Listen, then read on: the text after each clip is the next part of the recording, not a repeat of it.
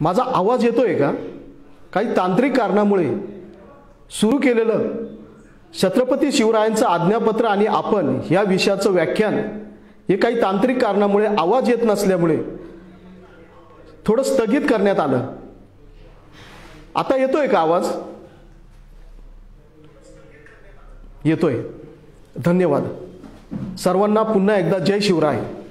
महाशिवरात्री दिनाच्या पर्वानिमित्त आपणा सर्वांना माझ्याकडून आणि नाशिक विकासकडून हार्दिक शुभेच्छा. आज अत्यंत महत्त्वाचा सण आहे. छत्रपती शिवरायांचं नावच शिव महादेवापासूनच झालेलं आहे, शिवाई देवीपासून झालेलं आहे.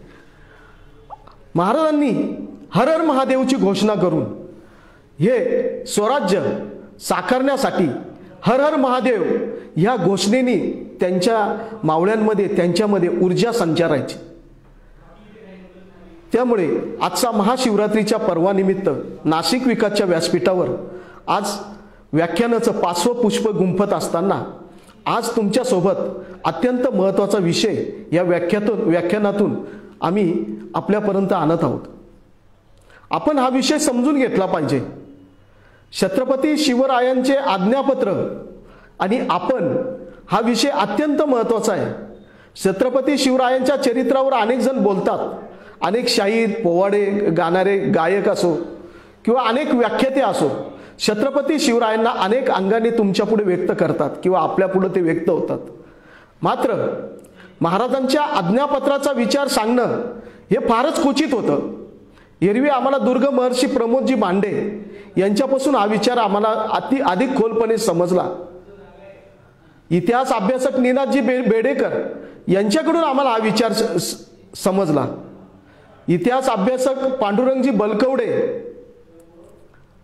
यांच्यापासून आम्हाला छत्रपती शिवरायांच्या आज्ञापत्राचा विचार अधिक विस्तृत शिकायला भेटला.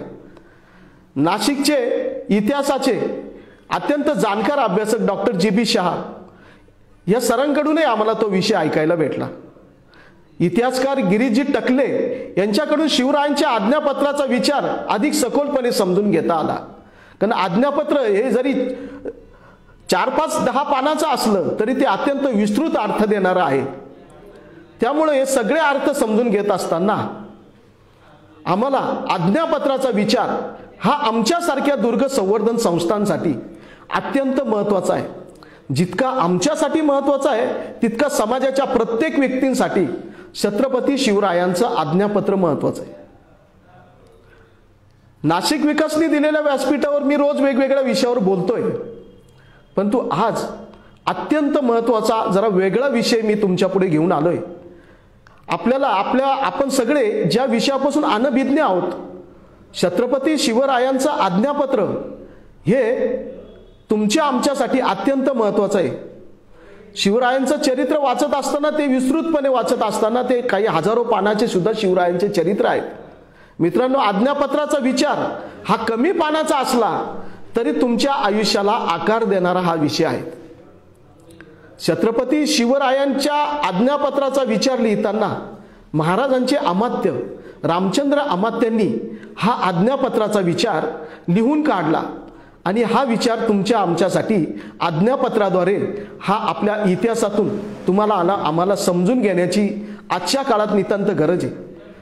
महाराजांनी आज्ञापत्र लिहिताना जे आयुष्यभर इतका मोठा संघर्ष करून 6 पातशाह्यांशी लढा देताना, हजारो वर्षाची गुलामगिरी काढीत असताना, या गुलामगिरी मोडीत काढताना, कित्येक पातशाह्यांशी लढताना आणि अनेक अनुभूती सोबत घेत असताना महाराजांसमोर जे स्वराज्याचं स्वप्न होतं ते साकार करण्यासाठी ज्या स्वामिनिष्ठ मावळ्यांनी आपल्या देहाची चाळण केली. छत्रपती राजा शिवराय हा लाखाचा पोशिंदा होता. लाख मेले तर चालतील, पण लाखाचा पोशिंदा जगला पाहिजे. महाराजांच्या या स्वराज्य संकल्पनेसाठी अनेक मावळ्यांनी आपल्या देहाची चाळण केली. प्रसंगी त्याग आणि समर्पणातून बलिदान दिलेलं आहे. ज्या कष्टाने, ज्या त्यागाने, ज्या बलिदानाने, जे धारातीर्थ पडून आपल्या कुटुंबावर तुळशीपत्र ठेवून ज्या वीरांनी आम्हाला स्वराज्य आणि स्वातंत्र्य मिळवून दिलं, ते स्वराज्य कसं अबाधित ठेवायचंय येणाऱ्या महाराजांनंतर येणाऱ्या हजारो पिढ्या, हजारो वर्ष जे राज्य चालवायचंय ते कसं चालवलं पाहिजे, छत्रपती शिवशंभूने आणि त्यांच्या मावळ्यांनी जीवापाड जोपासलेले स्वराज्यात आणलेले गडकोट, त्यांचं महत्त्व काय आहे, त्या गडकोटांचं महत्त्व काय हे आपल्याला समजून घेण्यासाठी आज्ञापित्राचा विचार हा तुम्हाला आम्हाला समजून घ्यावा लागेल. हे गडकोट इतिहासाच्या काळामध्ये अभेद्य बेलाग होते. त्यांचं बांधणी तंत्र अत्यंत अभ्यासपूर्ण पद्धतीचं होतं. त्याचं आर्किटेक्ट आणि इंजिनिअरिंग ते आजच्या शिकलेल्या मुलांसाठी सुद्धा विचार करायला भाग पाडणार आहे. ते दुर्ग भविष्यामध्ये तुम्ही आम्ही कसे जपासायचे, कसे जपायचे, त्या दुर्गांवरील वनस्पती, पर्यावरण, वन्य प्राणी, वन्य पक्ष्यांचं कसं संवर्धन करायचंय, ते कसं जतन करायचंय, या संदर्भातला विचार सुद्धा महाराजांनी पर्यावरणीय आज्ञापत्रातून दिलेला आहे. आज्ञापत्राचे अनेक भाग आहे. ज्या कष्टाने, ज्या त्यागाने, ज्या बलिदानाने, ज्या मेहनतीने जे स्वराज्य स्थापन झालं, त्या स्वराज्य स्थापनेमध्ये ज्या ज्या वीरांनी आपला देहाची चाळण केली किंवा जे बलिदान दिलं, जे धारातीर्थी पडले, त्यांच्या प्रती जाणीव आणि नेणीव देणारं हे आज्ञापत्र म्हणजे आज आपल्याला स्वराज्याचं सुराज्य हे जतन संवर्धन करणं आणि ते टिकून ठेवणं यासाठीचा विचार सुद्धा आज्ञापत्रात दिलेला आहे. मित्रांनो, आज महत्त्वाचा विषय आपण घेणार आहोत. सकाळीच मी एक दूरदर्शन बघत असताना टीव्ही चॅनलला अत्यंत महत्त्वाची बातमी बघितली. तुम्ही ऐकताय ना? अत्यंत महत्त्वाची बातमी. ह्या जगातील 16 अब्ज लोकांना यापुढे नैसर्गिक आपत्तीची भयानक संकटाशी सामना करावा लागेल. म्हणजे आपल्या हातातून पर्यावरण गेलेलं आहे, निसर्ग आपल्या हातातून गेलेला आहे. अशा परिस्थितीमध्ये जगाच्या पाठीवर 16 अब्ज लोकांना अनन्विक पर्यावरणाच्या रासाचे विपरीत परिणाम भोगायला लागणार आहे. कर्करोगासारखे, थंडी तापासारखे आणि अनेक जर्जर आजार आज आपल्याला पर्यावरणाच्या रासामुळे तुम्हाला आम्हाला भोगायला लागतील. नैसर्गिक आपत्तीमुळे गारपिटीसारखे निसर्गाचा असमतोल झालेल्या अनेक घटना आणि घडामोडी या तुमच्या आमच्या समोर भविष्यात येणार असल्याची माहिती काही तज्ज्ञांनी आज टीव्हीच्या बातमीतून व्यक्त केली. ही बातमी ऐकताना माझ्या डोळ्यासमोर महाराजांचं आज्ञापत्र येत होतं. छत्रपती शिवरायांनी त्यावेळी दंडकारण्यात, मावळ प्रांतामध्ये, घनदाट अरण्यात, दऱ्याखोऱ्यांमध्ये छत्रपती शिवरायांनी स्वराज्याचं स्वप्न या गडकोटांच्या माध्यमातून बघितलं. आणि गडकोट हे सर्व राज्याचे सार हे छत्रपती शिवरायांच्या आज्ञापत्रातल्या विचारात महाराज म्हणतात आज्ञापत्रात गडकोट हे संपूर्ण राज्याचं सार. एक लक्षात ठेवा, तुम्ही आम्ही समजतो का? छत्रपती शिवरायांच्या आज्ञापत्रात रामचंद्र अमात्यांनी लिहून ठेवलं, गडकोट हे संपूर्ण राज्याचं सार. तुम्ही आम्ही समजतो का? मी हा प्रश्न तुम्हाला करतोय. एकूण माझं विवेचन ऐकणाऱ्या प्रत्येकाला विचारतो का गड किल्ल्यांना आपण संपूर्ण राज्याचं सार समजतो का? गड किल्ल्यांना आपण आपलं सर्वस्व समजतो का? का समजत नाही? हाही माझा तुमच्या पुढे एक प्रश्न आहे. त्याची उत्तरं तुम्ही मला प्रश्नाच्या माध्यमातून किंवा उत्तर तुम्ही मला पाठवू शकतात. शिवरायांच्या आज्ञापत्रात गडकोट हे संपूर्ण राज्याचं सार म्हणजे राज्याचं सर्वस्व त्या गडकोटांवर अवलंबून आहे. महाराज आज्ञापत्राच्या विचारात म्हणतात, गडकोट हे राज्याचे प्राण संरक्षण. गडकोट हे राज्याचं प्राण संरक्षण.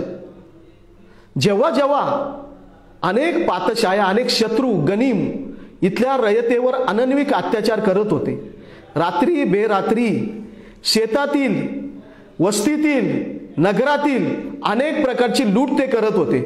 अशा परिस्थितीमध्ये माता भगिनी सुद्धा सुरक्षित नव्हत्या. इथला तरुण सुरक्षित नव्हता, इथली रयत सुरक्षित नव्हती.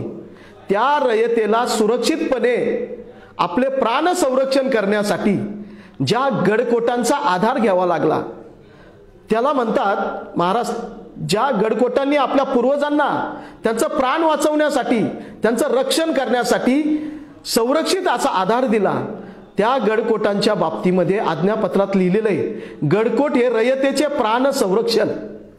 गडकोट हे रयतेचं प्राण संरक्षण. आज्ञापत्राच्या 3ऱ्या ओळीमध्ये महाराज म्हणतात, गडकोट हे सैनिकांचं कुळ आणि मूळ.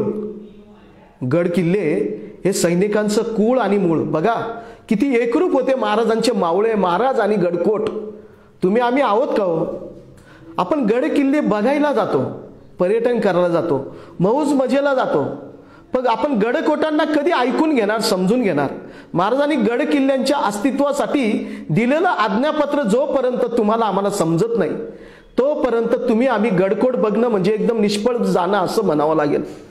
खरं तर गड किल्ले हे बघितलेच पाहिजे, पण गड किल्ल्यांचं आज्ञापत्र हे तुम्हाला आम्हाला जेव्हा माहीत होईल तेव्हा खऱ्या अर्थाने आपण डोळस बुद्धीने गड किल्ले बघू शकतो, ते जाणून घेऊ शकतो. गडकिल्ले आणि महाराजांचे मावळे आणि महाराज यांचं एक अतूट असं नातं होतं. म्हणून महाराजांच्या आज्ञापत्रात म्हणलेलं आहे, गडकोट हे सैनिकांचं कुळ आणि मूळ. ज्या गडकिल्ल्यांच्या अस्तित्वासाठी, जे गडकिल्ले जिंकण्यासाठी, जे गडकिल्ले स्वराज्यात आणण्यासाठी, ज्या गडकिल्ल्यांची बांधणी करण्यासाठी, ज्या गडकिल्ल्यांसाठी स्वतःच्या देहाची चाळण करण्यासाठी, ज्या गडकिल्ल्यांसाठी आपण स्वतःचं बलिदान देण्यासाठी ज्या ज्या वीरांनी बलिदान दिलं त्या त्या सर्व वीरांचे गडकोट हे कुळ आणि मूळ होते. कुळाला फार महत्त्व आहे. आपलं मूळ म्हणजे आपलं मूळ अस्तित्व आणि कुळ, प्रत्येकाचं कुळ असतं, आपल्या परंपरा असतात, आपली घराण्याची संस्कृती असते आणि आपल्या कुळाला फार महत्त्व आहे. कुलाचार म्हणतात ना, तो कुलाचार म्हणजे कुळ, आणि कुळ आणि मूळ जर गडकोट असतील तर ते गडकोटांचं महत्त्व किती आहे. महाराज शेवटी म्हणतात, गडकोटांच्या आज्ञापत्रात म्हणतात, गडकोट नाही तर देश निराश्रित, गडकोट नाही तर देश निराश्रित. दुर्ग नसता तर देश पराचक्र येताच निराश्रय झाला असता. दुर्ग नसते तर परशत्रूचं इथे आक्रमण होऊन आपला देश काय झाला असता, निराश्रित झाला असता, असं या आज्ञापत्रात म्हणलेलं आहे. त्याच्यामध्ये असं म्हणलेलं आहे, थोडं वाचून दाखवतो. दुर्ग नसता मोकळा देश परचक्र येताच निराश्रय. प्रजा भग्न होऊन देश उद्ध्वंस होतो. देश उद्ध्वंस झाल्यावर राज्य पैसे कोणास म्हणावे, राज्य ऐसे कोणाच म्हणावे. देश जर उद्ध्वंस झाला, देशाचा उद्ध्वंस झाला, परचक्राने आपला देश ताब्यात घेतला, आपले गडकिल्ले ताब्यात घेतले, आपल्या देशावर आधिपत्य गाजवलं, त्या शत्रूंचं आपल्यावर राज्य आधिपत्य झालं तर आपला देश काय होईल, निराश्रित होईल, तो विध्वंस होईल. आणि विध्वंस झाल्यानंतर राज्य कोणाला म्हणायचं, कारण ते आपलं नसणार आहे, ते परकीयांच्या ताब्यात जाणार आहे. म्हणून महाराज म्हणतात, याकरिता पूर्वी जे जे राजे झाले, याकरिता पूर्वी जे जे राजे झाले त्यांनी आधी देशांमध्ये दुर्ग बांधून, त्यांनी आधी देशांमध्ये दुर्ग म्हणजे गडकिल्ले बांधून हे राज्य सुरक्षित शाश्वत करून घेतलं. लक्षात ठेवा, पूर्वी जे जे राजे झाले त्यांनी आपलं राज्य काय केलं, सुरक्षित करण्यासाठी गडकिल्ल्यांची बांधणी केली. राज्याचे संरक्षण स्थळ हे गडकोट हे महाराज त्यांच्या आज्ञापत्रात म्हणतात. राज्याचे संरक्षण स्थळ हे गडकोट आहे. पण जर सर्व संरक्षण स्थळच नसले तर आपलं राज्य हे सुरक्षित राहील कसं. म्हणून परचक्र येताच हे गड किल्ले बांधून घेतले पाहिजे. आजपर्यंत जे जे राजे झाले त्यांनी देशाच्या रक्षणासाठी आणि संरक्षणासाठी गड किल्ले बांधले आणि आपला देश काय करून घेतला, शाश्वत करून घेतला, सुरक्षित करून घेतला. हा विचार आज्ञापत्रात दिलाय. आले परचक्र संकट दुर्गाश्रयी परिहार केले. जेव्हा जेव्हा परचक्र म्हणजे परकीय शत्रूंनी हल्ला केला, परकीय शत्रूंनी आपला देश ताब्यात घेतला, तेव्हा तुमचं आमचा आश्रयस्थान हे गडकोट होते. तुमचं आमचं आश्रयस्थान हे गडकोट होते, कारण गड किल्ल्यांनी तुम्हाला आम्हाला आश्रय दिला आणि त्याच ठिकाणी आपण आपला प्राणही वाचवला. हे राज्य तरी तीर्थस्वरूप थोरले कैलासवासी स्वामींनी, हे राज्य तरी तीर्थस्वरूप थोरले कैलासवासी स्वामींनी, म्हणजे स्वामी कैलासवासी स्वामी कोण, छत्रपती शिवाजी महाराज, गडावरून निर्माण केले. हे राज्य थोरले कैलासवासी म्हणजे महाराज आपल्याला सोडून गेले, 350 वर्ष झाले, परंतु ते आपले स्वामी आहे. छत्रपती शिवाजी महाराजांनी हे राज्य कशावरून तयार केलं? गडांवरून निर्माण केलं. तुम्हीच सांगा, आपल्याला स्वराज्य मिळालं, स्वराज्य मिळालं, पण स्वराज्याचं पहिलं तोरण कुठे लावलं गेलं? आता आपलं मंत्रालय, विधिमंडळ, आपली संसद कुठे? दिल्लीला संसद आहे. हा, मोकळ्या जागेवरती संसद बांधलेली आहे. आपलं महाराष्ट्राचं मंत्रिमंडळ कुठे? मुंबईला आहे. छत्रपती संभाजी महाराज टर्मिनस पासून अगदी जवळ आहे, मोकळ्या जागेत आहे. आज आपली विधिमंडळ कुठे? विधानसभा कुठे? मोकळ्या जागेवर आहे. अहो, हे सगळी यंत्रणा महाराजांची किल्ल्यावर होती. जेव्हा आपल्याला स्वराज्य मिळालं तेव्हा महाराजांनी रायगडावर स्वराज्याचं पहिलं भगवं तोरण उभारलं. त्याच ठिकाणी अष्टप्रधान मंडळाचं विधिमंडळ, संसद, ही सगळी यंत्रणा कुठे केली? रायगडावर केली. कारण रायगड आपला स्वराज्याची राजधानी होता. महाराजांची पहिली स्वराज्याची राजधानी होती राजगड. राजगडाला स्वराज्याची राजधानी करावं, कारण जिथे जिथे अभेद्यता आहे, जिथे जिथे भक्कमता आहे, जिथे जिथे दूरवरच्या प्रदेशावर लक्ष ठेवता येईल, जिथे जिथे दूरून येणाऱ्या शत्रूवर करडी नजर ठेवता येईल, अशा बेलाग ठिकाणी महाराजांनी आपल्या राजधानीची उभारणी केली. मित्रांनो, राजगडानंतर महाराजांनी रायगडाचाच विचार का केला? रायगडाचाच विचार केला. रायगडाचा विचार करताना त्यांनी रायगडाचं ते बेलाग स्वरूप, ते अक्राळ विक्राळ स्वरूप, भगवान महादेवाचं तांडव जसं असतं तसं आपला रायगड हा एक तांडवच आहे. रायगडाकडून तुम्ही बघा, रायगड हा इतका बेलाग आहे, इतका अवघड आहे आणि इतका कणखर आहे. त्याचे कातीव कडे जर बघितलं तर आपल्यामध्ये एक स्फुरण येतं, अभिमानाने ऊर पुढे येतो. इतका अभेद्य रायगड, त्या रायगडावर आपल्या स्वराज्याची राजधानी करावी म्हणून हिरोजी इंदुलकर सारखे आर्किटेक्ट, इंजिनिअरिंग झालेलं व्यक्तिमत्व, म्हणजे इंजिनिअरिंग आर्किटेक्ट झालेलं व्यक्तिमत्व का म्हणतो मी? वास्तुशास्त्र, बांधणी तंत्राचा कुठल्याही शाळेत न जाता, कुठल्याही कॉलेजला न जाता, मोठी फी न भरता हिरोजी इंदुलकरांनी काय काय काय बुद्धिमत्ता होती, काय ज्ञान होतं त्यांच्यामध्ये? बांधणी तंत्राचं ज्ञान होतं, वास्तुशास्त्राचं ज्ञान होतं, प्रसागा अवधान होतं. बेलाग दुर्गाची बांधणी कशी करावी यासाठी महाराजांनी त्यांची राजधानी रायगड केली आणि रायगडाची बांधणी, रायगडाला पूर्वी रायरी किल्ला म्हणून ओळखलं जायचं, परंतु जेव्हा राजधानी करायची त्यावेळी अष्टप्रधान मंडळाच्या वेगवेगळ्या इमारती बांधल्या, त्या ठिकाणी राज दरबार बांधला, महाराजांच्या राणी साहेबांसाठी स्वतंत्र निवासस्थानं बांधले, खलबतखाना बांधला, वेगवेगळी द्वारं बांधले, मिनार बांधले, समोर व्यापारी पेठ बांधली. होळीचा माळ म्हणतो ना, तुम्ही बघता त्या ठिकाणी व्यापारी पेठ आहे. महाराजांनी दुर्गाची बांधणी करता, रायगडची बांधणी करताना अत्यंत अभेद्य पद्धतीने करावी यासाठी हिरोजी इंदोरकरांनी अत्यंत कसोटीने रायगड उभा केला. तो रायगड, तिथे आपल्या स्वराज्याचं पहिलं तोरण उभं राहिलं, स्वराज्याचं भगवं तोरण उभं राहिलं. मी रायगड का सांगतो तर रायगड आपल्या स्वराज्यामध्ये, स्वराज्याच्या स्थापनेमध्ये महत्वाचं स्थान आहे. म्हणून महाराज त्यांच्या आज्ञापत्रात म्हणतात, आपण वाचलं, हे राज्य तरी तीर्थस्वरूप थोरले कैलासवासी स्वामींनी छत्रपती शिवाजी महाराजांनी गडांवरूनच निर्माण केलं, म्हणजे गडांवरूनच राज्य स्थापन केलं. तुम्हाला आम्हाला वाटतं का आपले गड म्हणजे आपलं राज्य आहे? समजतो का आपण? गड किल्ले हे आपलं राज्य आहे का? आपण आपलं राज्य हे गडांवरून निर्माण केलं असं तरी वाटतं का? नाही वाटत.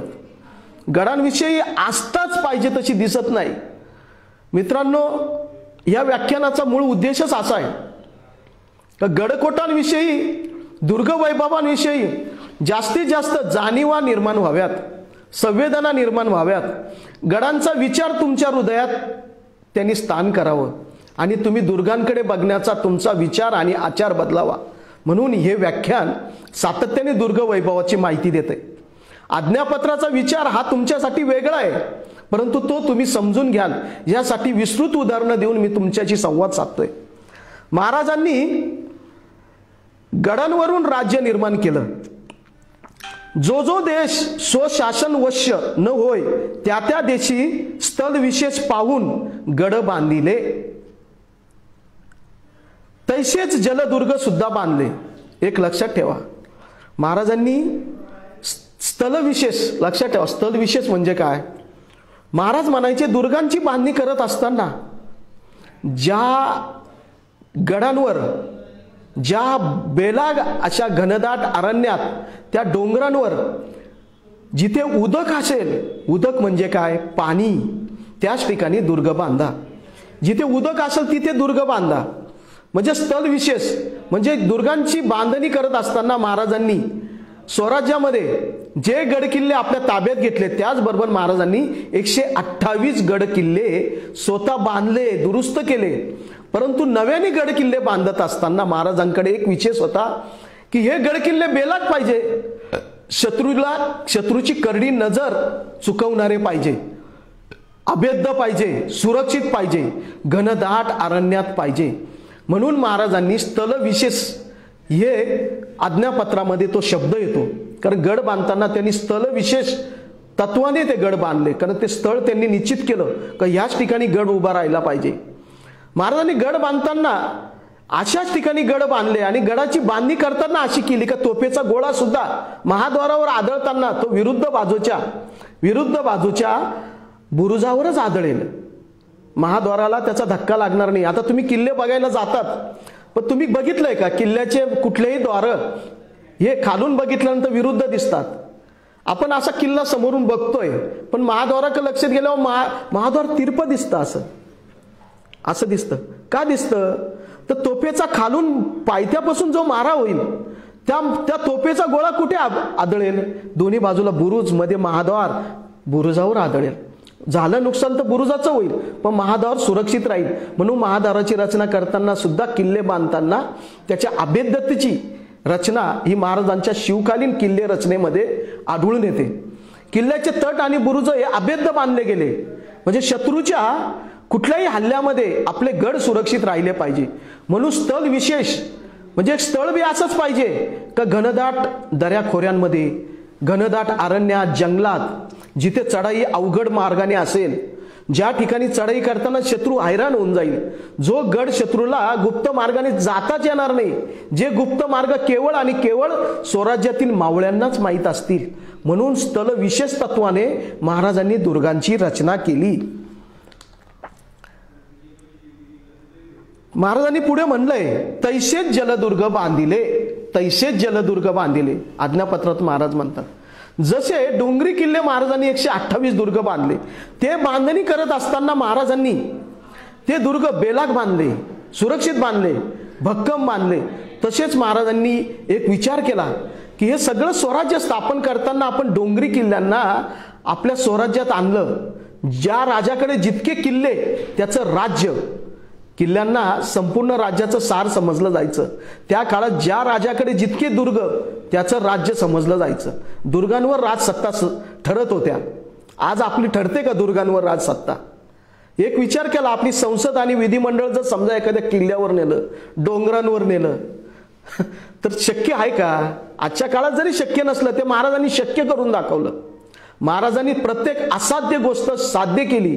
महाराज म्हणजे तुम्हाला सांगतो, महाराज छत्रपती शिवराय या भूमीत जन्मले हे तुमचं आमचं भाग्य आहे. असा राजा जगाच्या पाठीवर कुठे जन्म घेऊ शकत नाही. न भूतो न भविष्यती असा राजा आहे. म्हणून आपल्या राजाची तुलना कोणाबरोबर करू नका. आपल्या राजाने शून्यातून विश्व तयार केलं. किती अडथळे, किती संकट, किती त्रास भोगला. हे स्वराज्य स्थापन करत असताना महाराजांनी डोंगरी किल्ले स्वराज्यात आणले. पण महाराजांना कळलं की आपला शत्रू अजूनही काबूत येत नाही. हा परकीय देशातून येणारा शत्रू कुठून येत असेल? तो समुद्री मार्गाने येणारा शत्रू थोपून ठेवण्यासाठी महाराजांनी आरमाराची रचना केली. त्यांनी जलदुर्ग बांधले, समुद्रामध्ये जलदुर्ग बांधले. आपण जर जलदुर्ग बांधले आणि आपलं स्वतंत्र आरमार मराठ्यांचं उभं केलं तर समुद्री मार्गे येणाऱ्या शत्रूला आपण काय करू शकतो? थोपू शकतो, किंवा त्याच्यावर हल्ला करू शकतो, किंवा आपल्या राज्यामध्ये परदेशातून येणारा जो शत्रू समुद्री मार्गे येतो त्या शत्रूंना थोपवण्यासाठी महाराजांनी आरमाराची रचना केली. विजयदुर्ग, पद्मदुर्ग सारखे, सिंधुदुर्ग सारखे बेलाग असे दुर्ग समुद्रात बांधले. शक्य आहे का? समुद्रामध्ये एखादी इतकी अभेद्य वास्तू बांधणं तुम्हाला आम्हाला शक्य आहे का? आपण महासत्तेच्या, विज्ञानाच्या, तंत्रज्ञानाच्या गोष्टी करतो. किती शिकलेलो आहोत आपण, किती तंत्रज्ञान विज्ञान आपल्याला अवगत आहे, किती पाठ्यपुस्तकं आपण वाचतो, इंजिनिअरिंगमध्ये आर्किटेक्टमध्ये किती देश पुढे गेल्याच्या गप्पा मारतो. पण जलदुर्ग बांधणारे तज्ज्ञ हे कुठले होते? इंजिनियर कुठले होते? आर्किटेक्ट कुठले होते? वास्तुशास्त्र कुठून आणलं होतं? याचा विचार जर तुम्ही केला तर खऱ्या अर्थाने तुम्ही आर्किटेक्ट इंजिनिअरिंग होऊ शकतात.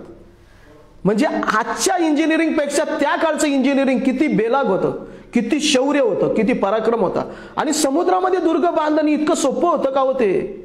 साधन साहित्य नसताना महाराजांनी, स्वराज्याच्या साधन साहित्य नसतानाही आपलं स्वराज्य कसं उभं केलं, स्वराज्य कसं चालवलं. रयतेचा आडी अडचणीमध्ये महाराज धावून जायचे. दुष्काळामध्ये लोकांना अन्न धान्य जनावरं, त्यांच्या शेतीमध्ये जर अन्नधान्य पिकलं नाही तर महाराज स्वतः त्यांच्या रायगडावरून गड किल्ल्यांवरून ती रसद जनतेपर्यंत पोहोचायची. गोरगरीब लोकांना अन्न धान्य वस्त्र कपडा, त्यांच्या मुलांसाठी लागणाऱ्या साधनं साहित्य, आजारापाजारातली सगळी साधनं साहित्य महाराज निर्विघ्नपणे पुरवायचे. हे स्वराज्य चालवत असताना अनेक यातना आणि अनेक संकटाचा सामना महाराजांना त्या काळी करावा लागला होता. स्वराज्यात परराज्यातून येणारे शत्रू रोखण्यासाठी जलदुर्गाची बांधणी करण्यात आली. जलदुर्गांची बांधणी करताना आरमार उभं करण्यात आलं. तुम्हाला सांगतो, जलदुर्गांची एक रचना जर तुम्हाला सांगितली तर तुमच्या लक्षात येईल का जलदुर्ग शत्रूला कसे थोपवून ठेवत होते. तुम्ही बघा, जलदुर्गांचा जो आकार जर बघितला तुम्ही, त्या आकारावरून तुम्ही लक्षात ठेवा, समुद्राच्या पाण्यामध्ये सुद्धा भिंती बांधल्या, पाण्यात भिंती बांधल्या. कशा बांधल्या असतील? जेव्हा जेव्हा शत्रूचे गलबता हल्ला करण्यासाठी त्या जलदुर्गाजवळ पोहोचायचे तर त्या जलदुर्गापासून काही अर्धा मैल, काही 100 मीटर किंवा काही फुटावर असे जलदुर्गांच्या तटांच्या भिंती ह्या पाण्यात बांधलेल्या होत्या. शत्रूची गलबत यायचे, शत्रूचे जहाज यायचे आणि त्या भिंतीला ठोकरून ते नष्ट व्हायचे किंवा त्यांची गैरसोय व्हायची. म्हणजे जलदुर्गापर्यंत येईपर्यंत जे तट आणि तटांचे जे पाण्यात बांधलेले जे तट होते त्या तटांच्या पदरांमुळे शत्रूला त्या किल्ल्यापर्यंत पोहोचता येत नव्हतं. इतके अभेद्य दुर्ग जलदुर्ग महाराजांनी बांधले आणि आपला देश संरक्षित करून घेतला. परकीय शत्रू आपल्या देशात येऊ नये, त्यांच्यावर लक्ष ठेवता यावं म्हणून महाराजांनी दुर्ग बांधले. आता आपण समजून घेऊ दुर्गाची व्याख्या काय आहे. दुर्गच का म्हणतात? जे दुर्गम ठिकाणी असतात, शत्रूवर करडी नजर ठेवण्याची ठिकाणं म्हणजे दुर्ग. अवघड अरण्यातली, जंगलातली, हिंस्र पशूंची अशी ठिकाणं, त्याच ठिकाणी महाराजांनी दुर्ग बांधले. दुर्ग कशासाठी बांधले? राज्य संरक्षित करण्यासाठी बांधले. तो विचार सुद्धा महाराजांनी आज्ञापत्रात दिलेला आहे. म्हणून जलदुर्ग, डोंगरी दुर्ग आणि भुईकोट किल्ले बांधले. काही गावांना आजूबाजूला बघा, ते गावांमध्ये भुईकोट किल्ले असतात. त्या गावाच्या आजूबाजूनी सगळे तट असतात, मध्ये गाव वसलेलं असतं. गावाच्या संरक्षणासाठी सुद्धा भुईकोट बांधले. अनेक ठिकाणी भुईकोट किल्ले सुद्धा बांधले. साल्हेरी आयवंतापासून ते कावेरीपर्यंत निष्कंटक राज्य संपादिले. हे बघा, साल्हेर किल्ला कुठे? नाशिक जिल्ह्याच्या बागलाण प्रांतामध्ये साल्हेर किल्ला आहे. एकूण सगळ्या सह्याद्रीच्या पर्वत रांगेत सर्वात उंच असा, समुद्र सपाटीपासून 5000 फुटापेक्षा उंच असलेला बेलाग असा साल्हेरी किल्ल्यापासून तर आयवंतापासून साल्हेरी. आयवंत कुठे सांगा बघू? आयवंत कुठे? आयवंत सप्तशृंगी गडाच्या पश्चिम बाजूला अर्धचंद्राकृती वसलेला, जसा नाशिकचा पन्हाळा म्हणून आयवंत किल्ला आहे. अहो, त्या आयवंतावर गेल्यावर आपल्याला लक्षात येईल तर आजकालचे क्रिकेटचे 2-3 स्टेडियम तयार होतील, एवढा मोठा आयवंतचा पसारा आहे. आयवंत म्हणजे नाशिकचा पन्हाळा. आयवंतवर वास्तूही मोठ्या प्रमाणात आहे. साल्हेरी आयवंतापासून कावेरीपर्यंत महाराजांनी निष्कंटक राज्य स्थापलं. बघा, स्वराज्य महाराजांचं कुठपर्यंत होतं? कावेरीपर्यंत होतं. औरंगजेबासारिखा महान मोठा प्रबळ शत्रू चालून येऊन विजापूर, भागानगर सारखी महासंस्थाने आक्रमिली. महाराजांनी विजापूरवर सुद्धा हल्ला केला. म्हणजे औरंगजेबासारखा मोठा प्रबळ शत्रू असताना त्या शत्रूवर सुद्धा चालून महाराज गेले. संपूर्ण 30-32 वर्षे या राज्याशी अतिशय केला. त्याचे यत्नास असाध्य काय होते? म्हणजे महाराजांनी केलेला स्वराज्याच्या यत्नाला असाध्य असं काय होतं? परंतु राज्यात किल्ले होते म्हणून अवशिष्ट तरी राज्य राहिले, पुढे पूर्ववत करावयास अवकाश झाला. या उपरही ज्यास राज्य संरक्षण करणे आहे त्यापेक्षाही अधिकोत्तर साधने त्याने स्वतः गडकोटांची उपेक्षा न करिता परम सावधपणे असतील त्यांची गडकोट हे यथोक्त मजबूती करावी. काय म्हणतात महाराज? गडकोटाची उपेक्षा न करतात. आता तुम्ही आम्ही गडकोटांची उपेक्षा करतोय ना हो. काय परिस्थिती गडकोटांची तुम्ही जाऊन बघितलं पाहिजे. कारण नाशिक विकासच्या व्यासपीठावर दुर्ग वैभव या विषयावर छत्रपती शिवरायांच्या शिवजन्मोत्सवापासून आपण या ठिकाणी दुर्ग वैभवाची माहिती देतोय. दुर्ग वैभवासाठी छत्रपती शिवरायांचं आज्ञापत्र अत्यंत महत्वाचा भाग आहे. त्या आज्ञापत्रात मी गडकोटांचा विचार मानतोय. त्याच्यामध्ये महाराज म्हणतात स्वतः गडकोटांची उपेक्षा न करिता सावधपणे असतील ते गडकिल्ले यथोक्त मजबूती करावी. म्हणजे आज तुम्ही आम्ही गडकिल्ल्यांची उपेक्षा करतो. उत्सवामध्ये इतका मोठा उत्सव करत असताना तुम्हाला वाटतं का या गडकोटांच्या संवर्धनासाठी जी राबणाऱ्या ज्या बोटावर मोजण्या इतक्या संस्था आहे त्या संस्था छत्रपती शिवरायांच्या आज्ञापत्राला त्यांची घटना मानतात. महाराजांनी सांगितलं की या गडकोटांची उपेक्षा करू नका. तुम्ही आम्ही करतो ना हो. 19 फेब्रुवारी संपल्यानंतर आपली शिवजयंती संपली की काय? अहो इकडे नाशिक विकासच्या व्यासपीठावर दुर्ग वैभव महाराजांनी जीवापाड जपलेल्या दुर्ग वैभवाची माहिती या ठिकाणी देतोय. महाराजांनी सांगितलं जे गड किल्ले जे त्यांची उपेक्षा करू नका, त्याची मजबूती करा. मजबूती करा म्हणजे जे ढासळले पडले जे बेलाग दुर्ग कुठे कुठे उद्ध्वस्त असतील त्यांची मजबूती बांधणी केली पाहिजे. नूतन देश गडकोट नसतील त्या देशात आपले राज्याच्या सरदेपासून पुढे जबरदस्तीने स्थळे बांधित तो देश आक्रमावा. महाराज म्हणतात ज्या ठिकाणी गडकोट नसतील त्या ठिकाणी आपलं राज्य वाढवलं पाहिजे. जिथे गडकोट असतील ते गडकोटही आपण स्वराज्यात आणले पाहिजे असं राज्यात महाराज म्हणतात.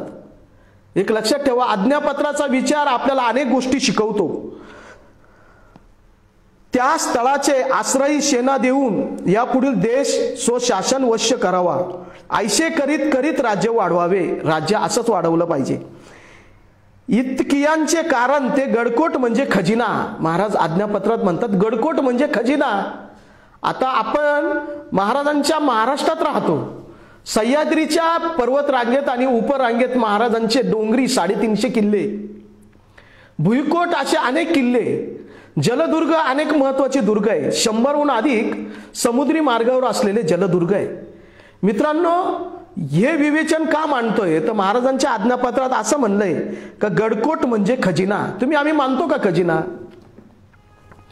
गड किल्ल्यांना तुम्ही आम्ही खजिना मानतो का? मानलं पाहिजे. अहो त्याच गड किल्ल्यांनी तुम्हाला आम्हाला स्वराज्य स्वातंत्र्य मिळवून दिलं. आज गड किल्ल्यांवर त्या काळी खजिना होता. शूर मावळे होते, शूरवीर होते, त्यांच्याकडे सगळी साधनं साहित्य होतं. आजूबाजूच्या प्रदेशाची सगळी कचेरी तिथून राज्यकारभार चालायचा.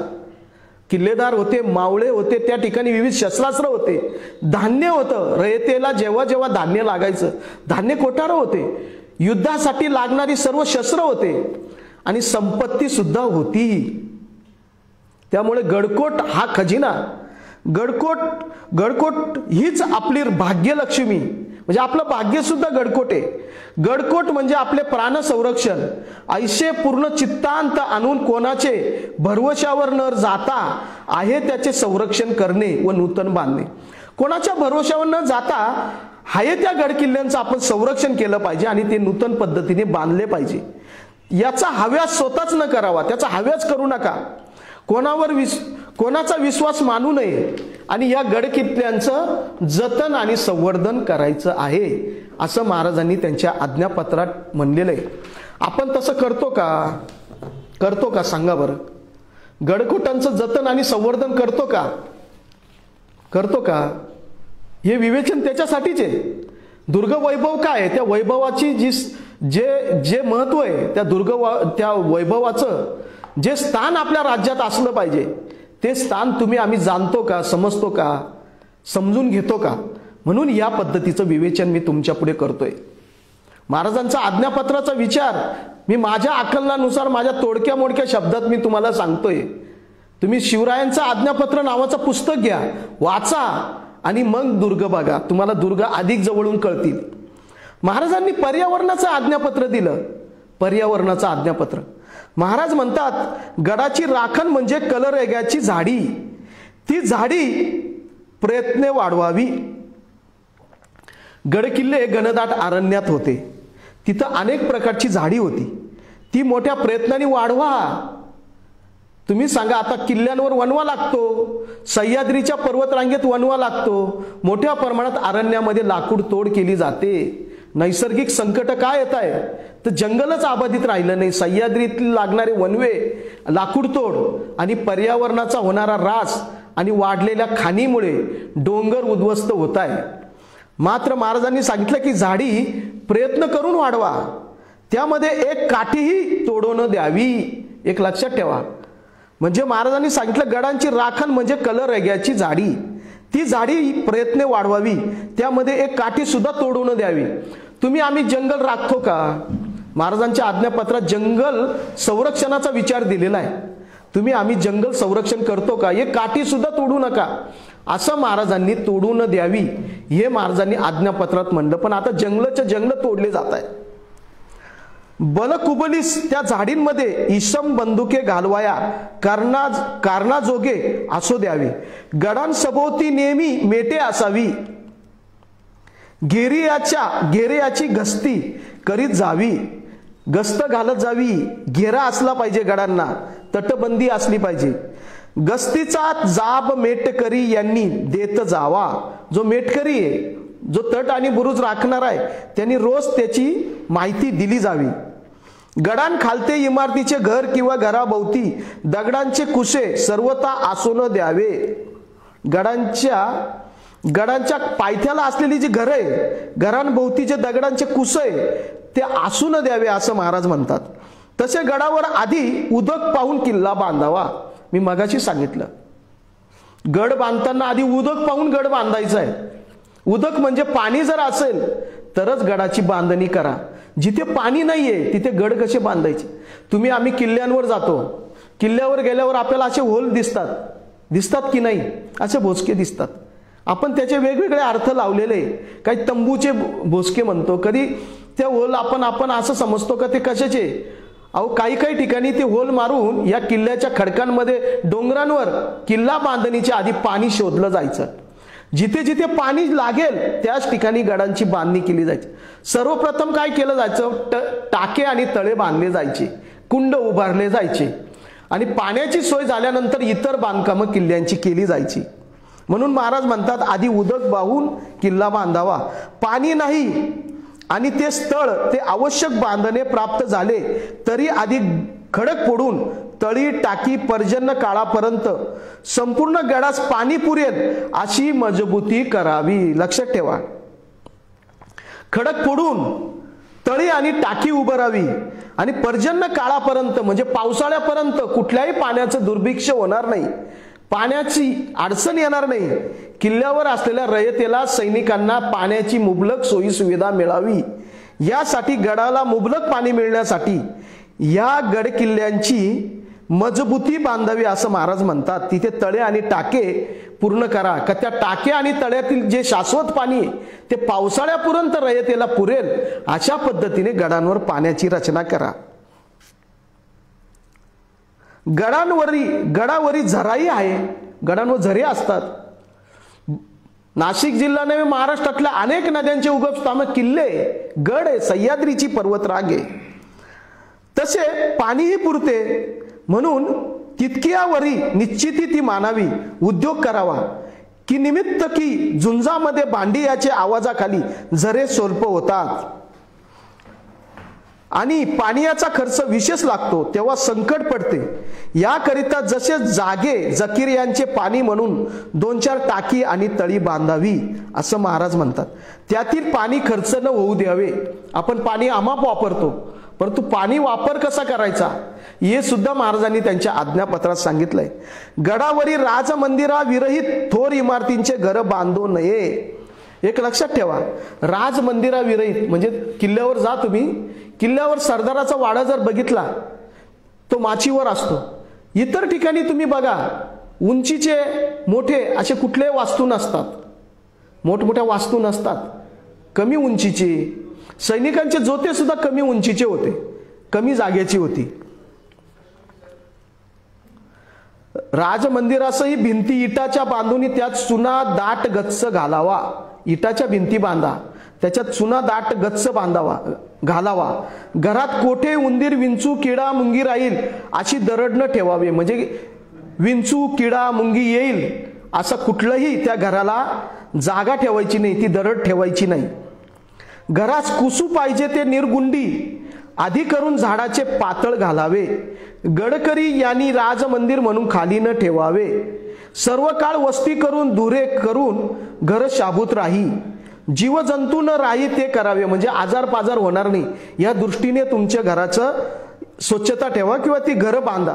धनी गडावर येताच असे कळताच अगोदर 2-4 दिवस मामलेदाराने येऊन खासा उभा राहून संपूर्ण घर सारवून रांगोळी आदी करून घालून धनी गडावर येई तोपर्यंत त्याच जागा सदर करून बसत जावे. गडांवरील मार्गावरील बाजारात तटोतट केर कसपट किमपी पडू न द्यावे. म्हणजे केर कचरा पाला पाचोळा हा गडावर पडू न द्यायचा आहे. रस्त्यावर कुठेतरी पाला पाचोळा साचलाय तसं होऊ देऊ नका, ते स्वच्छ ठेवा. ताकीद करून झाला केर कचरा गडाच्या खाली न टाकता, गडाच्या खाली टाकू नका, तो फेकू नका. जागोजागी जाळून ती राखही परसात टाकून घरोघर होईल ते भाजीपाले करावे. लक्षात ठेवा, तुम्ही केर कचरा पाला पाचोळा जेव्हा जाळतात सुरक्षिततेने जाळा, परंतु त्याची जी राख आहे ती राब भाजणीसाठी करा. एक वाफा करा, त्यात पालेभाज्या लावा आणि ती राखही परसात टाकून घरोघर होईल ते भाजीपाले करावे असे महाराज त्यांच्या आज्ञापत्रात म्हणतात. आज्ञापत्राचा विचार किती मोठा आहे हो. जे किल्ल्याच्या माथ्यावर सुद्धा तुम्ही जो केर कचरा जाळतात त्याचा सुद्धा जो राख आहे त्या राखेपासून राब भाजणीचा वाफा बनवा, त्या राखेपासून भाजीपाला पिकवा. जे राख म्हणजे खताचं रूप असतं, सुपीकता असते तिच्यामध्ये. शेतकरी राब भाजणी केल्यावरच रोपं टाकतो, भाताचं रोप असो नागलीचं रोप असो, आधी ती जागा भाजून घेतो. भाजून झाल्यानंतर ती राख त्या ठिकाणी त्या राखेमुळे येणारं जे रोप आहे ते रोप टाकलेलं जोमदार वाढत असतं. महाराजांनी दिलेला आज्ञापत्राचा विचार तुमच्या आमच्यासाठी अत्यंत मोलाचा आहे. इतका मोठा आज्ञापत्राचा विचार माझा पाठांतर नसला तरी मी वाचून का होईना काही दृष्टीने तुम्हाला सांगितला. परंतु हा विचार आचार आम्ही दुर्ग संवर्धक जगायला लागलोय. तुम्ही कधी जगणार? आता आज्ञापत्राचा महाराजांचा विचार जो रामचंद्र आमत त्यांनी लिहून काढला ते महाराजांचं आज्ञापत्र हे महाराजांनी येणाऱ्या अनेक पिढ्यांसाठी दिलेला विचार होता. तो विचार आम्ही अनुसरत नाही. कित्येक लोकांना मी सांगतो की आज्ञापत्र शिवचरित्र वाचायला वेळ नसेल तरी छत्रपती शिवरायांचं आज्ञापत्र हे वाचा, त्याचे अर्थ समजून घ्या आणि त्या पद्धतीने तुमचं आचरण ठेवा. तुमचा प्रपंच तुम्ही काय घरादारावर तुळशीपत्र ठेवून लढाईला जाणार आहे असं काही नाही. आजच्या काळात सर्व आहे, स्वराज्य आहे, स्वातंत्र्य आहे. एकूणच तुम्हाला सगळ्या सेवा सुविधा उपलब्ध आहे. दळणवळणासाठी चांगले रस्ते झाले, किल्ल्याच्या पायथ्यापर्यंत गाडी जाते. किल्ल्यांच्या पायऱ्या आता जंगलही राहिलं नाही, तुम्हाला वाटा चढताना वाटसरू मिळतो. किल्ले तुम्ही सहज जाऊ शकतात, बघू शकतात.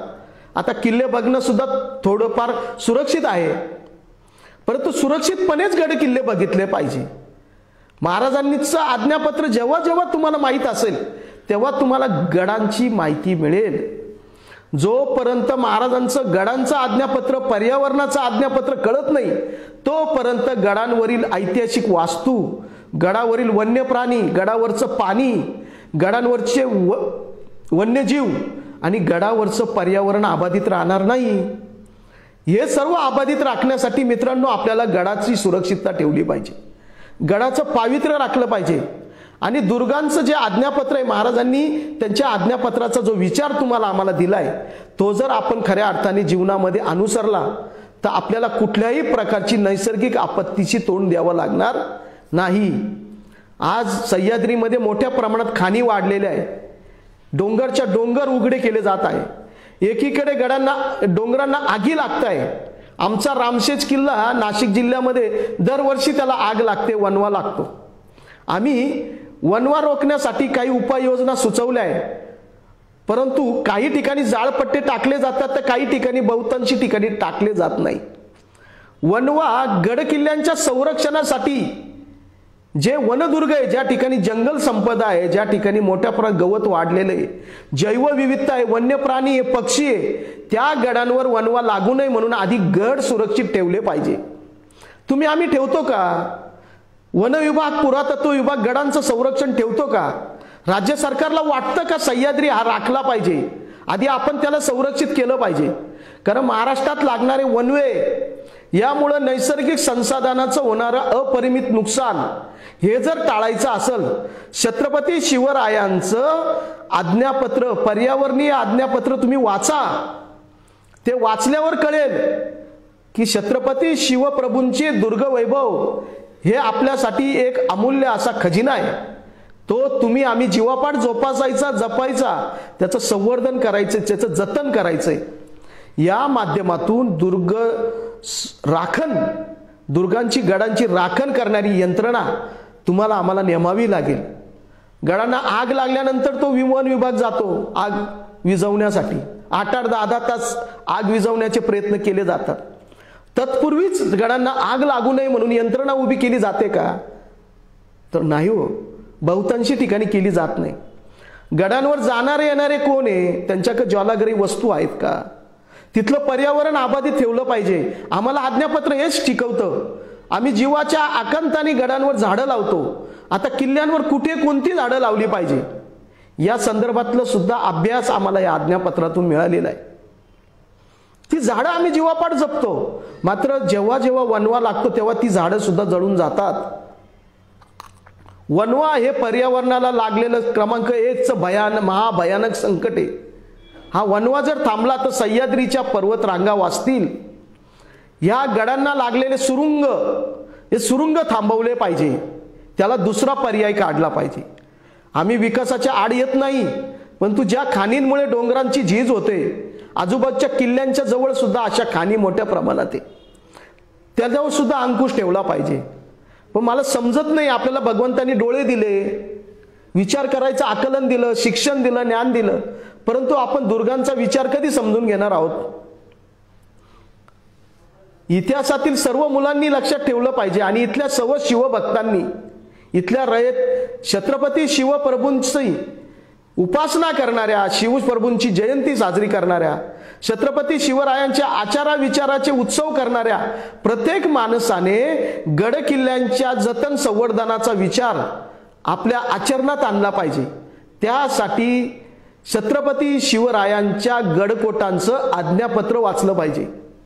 आज्ञापत्राचा विचार तुमचं आचरण शिकवतो, तुम्हाला किल्ल्यांची माहिती देतो, किल्ल्यांचं ऐतिहासिक महत्त्व काय होतं, किल्ल्यांची बांधणी कशी करावी, पडझड झालेले किल्ले कधी बांधावे, किल्ल्यांचं महत्त्व काय होतं तेही सांगतो।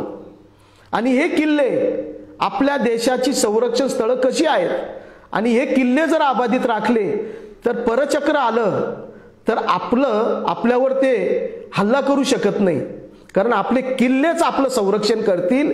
त्याच किल्ल्यावरून दूरवरून येणाऱ्या शत्रूवर नजर ठेवली जाईल आणि हे किल्ले अबाधित राखले जातील। आज्ञापत्राचा विचार हा खऱ्या अर्थाने तुम्हाला आम्हाला या स्वराज्यातील सगळ्या गोष्टीची अनुभूती देतो, खूप वेगवेगळ्या गोष्टी शिकवतो। आज नैसर्गिक आपत्तीमध्ये आम्ही ग्रस्त झालोय। या आपत्ती काळामध्ये तुम्हाला आम्हाला आपलं पर्यावरण अबाधित ठेवायचं असेल, सह्याद्रीमधले वनवे थांबवायचे असेल, सह्याद्रीची लाकूड तोड, सह्याद्रीला लागणारा सुरुंग थांबवायचा असेल आणि गडकिल्ले अबाधित राखायचे असेल तर छत्रपती शिवरायांचं आज्ञापत्र हाच एकमेव विचार महाराजांनी आज्ञापत्रातून दिलेला आहे आणि तो तुम्ही जीवापाड जपाल आणि जोपासाल अशी मी तुमच्याकडून अपेक्षा व्यक्त करतो।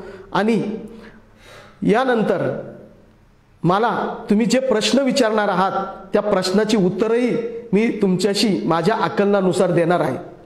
मित्रांनो, छत्रपती शिवरायांच्या आज्ञापत्राचा विचार सांगत असताना काही चुकलं असेल ते माझं, परंतु जे काही चांगलं जे सांगण्याचा प्रयत्न केला तो तुम्ही स्वीकार कराल अशी अपेक्षा व्यक्त करतो। आणि येथेच मी प्रश्नोत्तरीच्या कार्यक्रमासाठी आता येथे मी तुमच्यासाठी वेळ देतो। नमस्कार रामभाऊ। नमस्कार, जय शिवराय। जय शिवराय। मी स्क्रीनच्या मागून तुम्हाला काही प्रश्न विचारतो जे की नाशिक विकासच्या विविध पोस्ट वरती आजवर प्रेक्षकांनी विचारलेले। आपण या शिवछत्रपतींच्या आज्ञापत्रांच्या संदर्भातल्या व्याख्यानाच्या सुरुवातीला एक खूप महत्त्वाचं वाक्य बोलतात की महाराजांनी असं सांगितलं की गडकिल्ले आपले कुळ आणि मूळ आहे। बिलकुल। आज 350 वर्ष झाले, 350 वर्षानंतर सुद्धा महाराजांनी बांधलेले गडकिल्ले बऱ्यापैकी सुस्थितीत दिसतायत, त्यांचं अस्तित्व दिसतंय। परंतु ज्या छत्रपती शिवाजी महाराजांच्या नावाने राजकारण करणारे आजकालची राजकारणी मंडळी, ज्या शिवाजी महाराजांच्या नावाचा उदो करता तोंडी आपल्या राजकीय फायद्यासाठी, महाराजांचे गडकिल्ले 350 वर्षानंतर सुस्थितीत दिसतात, पण त्यांचं नाव घेऊन राजकारण करणाऱ्या या राजकारण्यांनी बांधलेले रस्ते 3.5 महिने सुद्धा दिसत नाही, 3.5 महिन्यात गायब होऊन जातात। तर ही जी एक विदारक परिस्थिती दिसते, हा शिवद्रोह नाही का? अत्यंत महत्त्वाचा विषय। खरं तर छत्रपती शिवाजी महाराजांचे दुर्ग आजच्या स्थितीमध्ये, मला तुमच्या प्रश्नाला उत्तर देताना सांगायचंय, हे आजही सुस्थितीत नाहीत। सांगा ना कुठला किल्ला सुस्थितीत आहे? सुस्थितीत सांगण्याचा अर्थ असा की त्यांचं अस्तित्व दिसतंय। मी बऱ्यापैकी हा शब्द वापरतो। फक्त नावालाच अस्तित्व दिसतं, म्हणजे पाऊल खुणा दिसतात। अनेक पाऊल खुणा मातीत, काटेरी झुडपांमध्ये, जमिनीमध्ये दडलेल्या आहेत। अनेक किल्ल्यांचं उत्खनन केल्यानंतर अनेक वास्तू निघतात। आम्ही दुर्ग संवर्धनाचं काम करताना अनेक वास्तू जमिनीतून बाहेर काढल्या। सैनिकांचे जोते, रामशेजवर 17 जोते आम्ही जमिनीत पूर्ण बुजलेले होते। आम्हाला वाटायचं इथं जोत्याची पाऊलखूण दिसते। आमच्या दृष्टीने ती पाऊलखूण म्हणजे त्या काळचं सैनिकांचं जोतं, वाडे। अनेक ऐतिहासिक वास्तू आज धासलेल्या आहेत, तट, बुरुज, द्वार, किल्ल्यांच्या अनेक वास्तूच राहिल्याने भग्न अवस्थेत आहे। परंतु ते आजही तुमच्याशी बोलतात, त्यांचं अस्तित्व आहे, टिकून आहे। परंतु ते अस्तित्व वाचवण्यासाठीचे प्रयत्न फार क्वचित आहे। आता तुम्ही सांगा, दुर्ग संवर्धन चळवळ, ही चळवळ गेल्या 30 वर्षापासून सुरू झालेली। मी स्वतः 21 वर्षापासून नाशिक जिल्ह्यातील 60हून अधिक गडकिल्ल्यांच्या संवर्धनासाठी शिवकार्य गडकोट संवर्धन संस्था स्थापन केली। मी इतिहासात MA झालो, मला दुर्ग संवर्धन या विषयाचं आकलनही माझ्या अभ्यासक्रमात नव्हतं। मी समजायचो छत्रपती शिवाजी महाराजांच्या नावाच्या अनेक संस्था आहे, अनेक पक्ष आहे, अनेक राजकीय नेते, महाराजांचा उदो करणारी मंडळी मोठ्या प्रमाणात आहे। परंतु महाराजांनी त्यांच्या आज्ञापत्राचा जो विचार केलाय, दिलाय, त्याच्यात आपलं कुळ आणि मूळ, सैनिकांचं कुळ आणि मूळ काय म्हणलंय? गडकोट सैनिक। मग ते कुठले सैनिक असो, शिवरायांच्या नावानी आपण स्वतःला मावळा म्हणतो ना, मावळे म्हणतो आपण। उपस्थित माझ्या मावळ्यांनो असे अनेक नेते म्हणतात। अरे पण मावळे आपण सर्वांना म्हणतो, पण महाराजांचे मावळे आपण खरोखर आहोत का? त्या मावळ्यांनी घरादारावर तुळशीपत्र ठेवलं।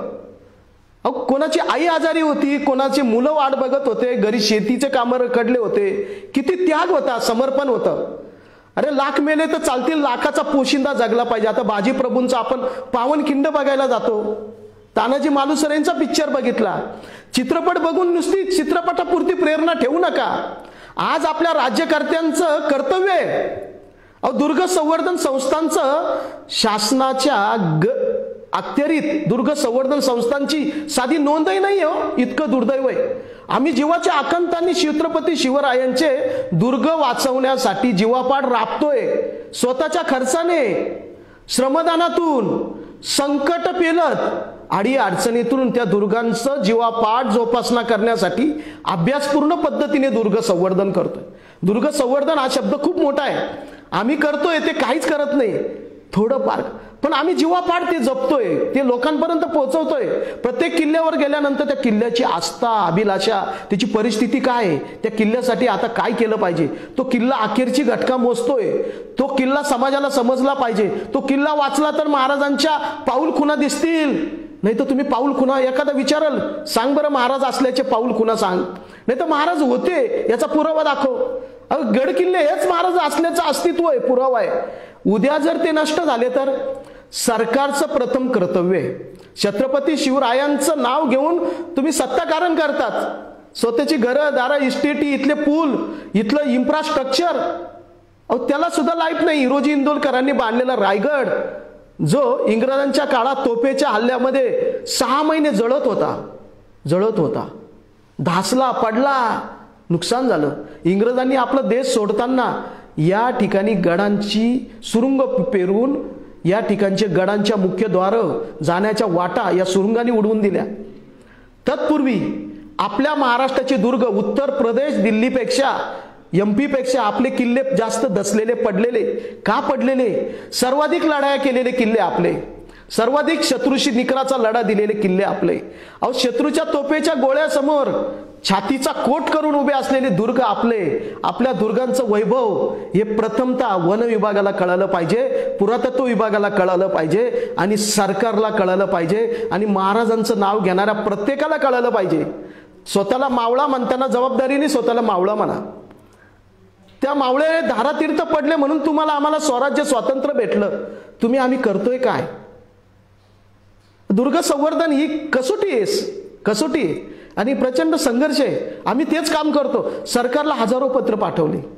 वन विभाग, पुरातत्व विभागामध्ये, शासनाच्या पर्यटन विभागाला किल्लेच माहित नाही. एकदा पर्यटन विभागात आम्ही माहितीचा अधिकार टाकला का या किल्ल्यांची इतकी कामं पर्यटन विभागातून झाली त्याची माहिती. 1 वर्ष लावलं त्यांनी माहिती द्यायला. काय अवस्था आहे शासनाच्या किल्ल्यांच्या अखत्यारीतल्या विभागाची. शासन कसं असेल? त्यांचे खाते जितके अनभिज्ञ तेव्हा शासन काय असेल? एक लक्षात ठेवा, महाराजांचं नाव घेणं सोपं आहे, परंतु त्यांच्या आज्ञापत्राचा विचार जीवनात आचरणं हे इतकं सोपं नाहीये. म्हणून राज्यकर्त्यांनो, गड किल्ल्यांचं वैभव आपल्या महाराष्ट्राचं नव्हे, आपल्या देशाचं संरक्षण स्थळ आहे. ते जीवापाड जोपासण्यासाठी पुढे या. कमीत कमी जे राबणारे आहात ते त्यांचे हत्त बना, नाही हत्त त्यांची नोंद ठेवा, त्यांच्यासाठी सहाय्यभूत बना.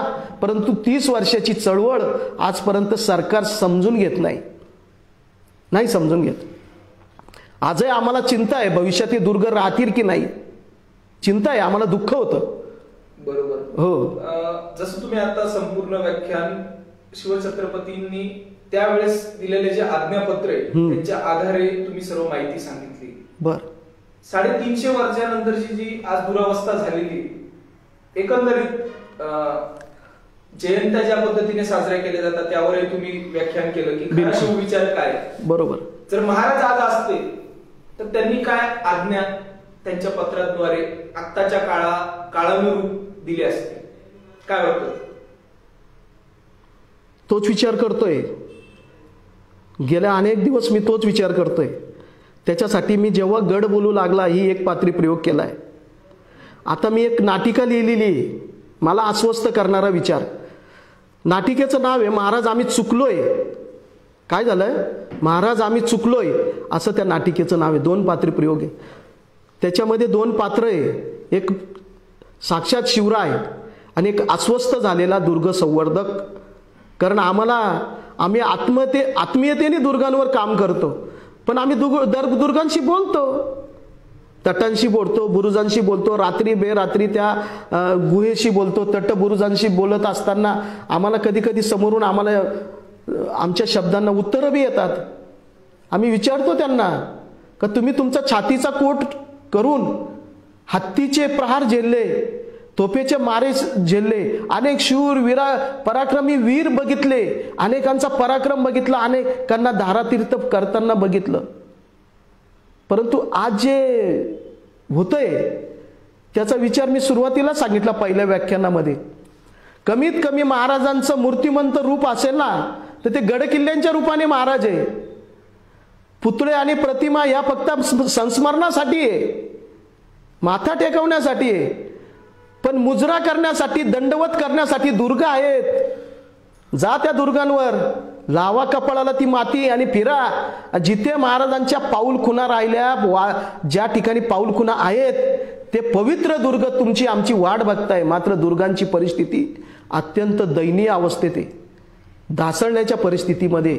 आज्ञापत्राचा विचार यासाठी सांगितला की भविष्यामध्ये महाराजांचं नाव घेणाऱ्या प्रत्येक मावळ्यांनी नाही मला दुर्गांवर येता येत तर मी दुर्ग संवर्धन करणाऱ्या संस्थांना साधन साहित्याच्या रूपाने मदत करेल. अहो, एका महिन्याला एका मोहिमेला आम्हाला 2 मोहिमांना कमीत कमी एका मोहिमेला 20-22 हजार रुपये आम्हाला प्रवास खर्च लागतो. शासन साधा टोल माफी सुद्धा स्वच्छता अभियानासाठी दुर्ग संवर्धनासाठी जाणाऱ्यांना देत नाही. जोपर्यंत उघड्या डोळ्यांनी यांना दुर्ग दिसत नाही तोपर्यंत महाराज उमजणारच कसे. दुर्गांच्या रूपाने छत्रपती शिवराय, दुर्गांच्या रूपाने छत्रपती शंभू महाराज आहे, दुर्गांच्या रूपाने मावळे वीर बाजीप्रभू आहे, वीर तानाजी मालुसरे, वीर बाजीप्रभू देशपांडे, वीर मुरारबाजी आहे, वीर शिवा काशीदे, असे अनंत वीर दुर्गांच्या रूपाने आहेत. हो, त्यांच्याकडे जा, त्यांना बघा, त्यांची समजून घ्या, त्यांच्याशी बोला.